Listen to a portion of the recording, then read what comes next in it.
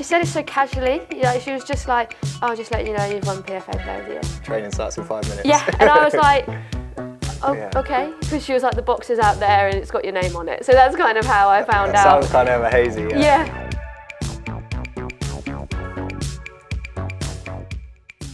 Fran, good to see you. Now you're one of just 2 players to win the PFA's Player of the Year twice. You and Lucy bronze in good company. What did winning that award mean for you? I was really shocked when I won it the first time because I didn't really, I was not kind of new to it all, but I didn't really understand like what it really was at that time. So then obviously when I won it, I was, really, really shocked, proud. And I think, it's probably one of the highest accolades you can win in this country in terms of, your opposition, other ones who are voting for you. It's no one out on the outside voting in. It's just purely people that you play against week in, week out. And for them to pick you, it's really special, and it just shows, that you did something good throughout the whole season. And people, even though maybe it didn't always was the best experience for them, but they appreciated the work that you put in and the performances that you did as well. Especially saying, even though you gave them a hard day, yeah. At least they voted for you at the end of the season. Yeah. And when you look at the names of the players you're with, obviously you and Lucy to win it twice, how did it compare winning it a second time to the first time? Yeah, it was a bit weird because obviously that was the COVID year, so it was kind of a bit weird to win it that year. And I think it was the same kind of feeling. I'm really lucky at Chelsea that I get to play with some amazing players and that are able to, help us win titles and help me win titles. And yeah, to win that a second time, I think it's just always special. It's always special. And like I said, I think that the opposition are voting for you, it just means that little bit more. And it's just something that year I came back from my illness, and to win the award on the year, when I've just come back, that was a really, really proud moment for me because I'd worked so hard to be able to get myself back into a position where I was able to play week in, week out. And yeah, I think, to have the opposition vote for you and feel that, you were one of the best players, it's a really special feeling. Chelsea working their way out of a tight spot there very well, very efficiently. And now there's the ball to put Fran Kirby through, and the keeper's come out and he's stranded, and that is brilliant. Fantastic from Fran Kirby.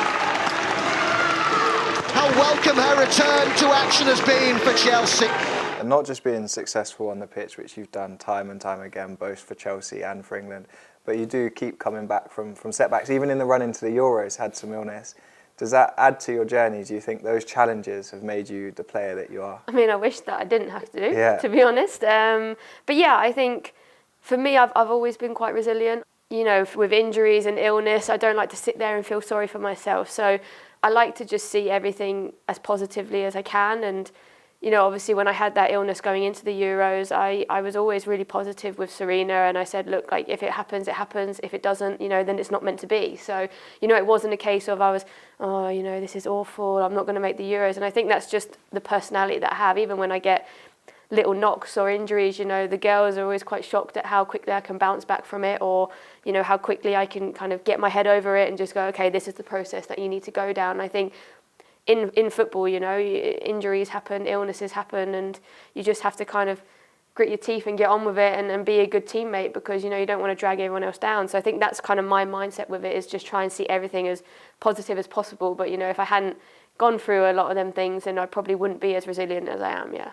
Well, look, I've gone into the Fran Kirby archives here, so I've got some, I've not gone too far back, but I've got some stills of some amazing moments in your career. But starting off here, I think this your most recent player, second time you did it. When did you find out, or how did you get the news? It was actually Emma came down into the changing room, and I think I was getting some treatment because we'd played the day before, and she said it so casually. She was just like, "I'll just let you know you've won PFA Players of the Year." Training starts in 5 minutes. Yeah, and I was like, okay, because she was like, the box is out there and it's got your name on it. So that's kind of how I found out. Sounds kind of hazy. Yeah. So I mean, obviously it was a nice moment, and my teammates were super, super happy for me, and I think it's really nice when they show that respect for you as well. And yeah, it was. Yeah, a special moment, and I'd won a couple of individual trophies that year as well. So to win that one to top it all off, that was really special. Right, next up, these are in random order. Oh God, so here we go. I'm going to be just as that's a cool one. That's a great pitch. So you've had so many successful days there. Where does this rank in those? Probably second. Yeah. Yeah, I think playing in that game, obviously the game got, postponed because of COVID, so playing that game, and there was a lot on the game, and to score... It was freezing. I was in the stand, freezing. It was a cold FA Cup final. Yeah, and I think to score so early in the game, I think it made a massive impact on probably how we played the rest of it, in terms of just calming people down, settling the nerves, and it's always nice to win against a team like that, I think, because you never know how the game is going to pan out. So yeah, I think that is probably my second favourite memory. I have a lot of good memories at Wembley, which is actually a really nice feeling to have. Kirby, K-E-R-B-Y, was on fine form that day. Yeah. First half especially. Yeah. And you got Sam, who obviously won PFA Player of the Year last year. You two link up together in those games it's tough for anyone.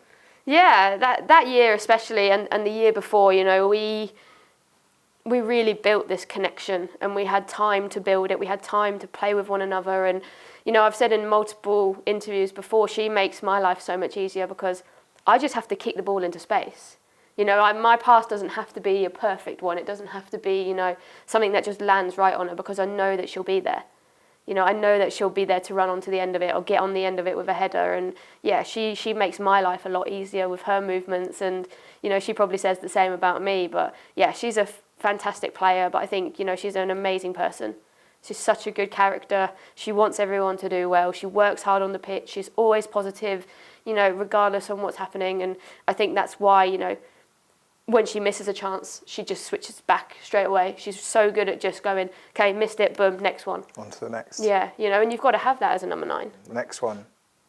Look, the two only players to do the PFA Players Player of the Year twice. I think that picture was when I messed up the pass to Lucy, and she scored like a cross, and I was like, that's an assist. Yeah, that counts as an assist. Add that to the tally. I think that was the picture where I was laughing to her about that, because obviously I don't think she meant to shoot, but it went in. Yeah, I mean, Lucy is a really special player. The qualities that she had, and used to hate playing against her when she was in England. It was, you always knew you were in for a tough game when you were coming up against her, and she is one of the hardest workers I think I've ever seen in the women's game that I've ever played with and, played against. And she's someone I think that a lot of young girls and even players now would look up to aspire to achieve half the things that she has achieved. And yeah, she's a fantastic player and a fantastic role model. I think the next one's going to lead perfectly on. It's a great celebration. Yeah. But these moments... It's... you can't describe it. You can't even think, it's probably the same feeling as the Olympics, growing up. I never thought that...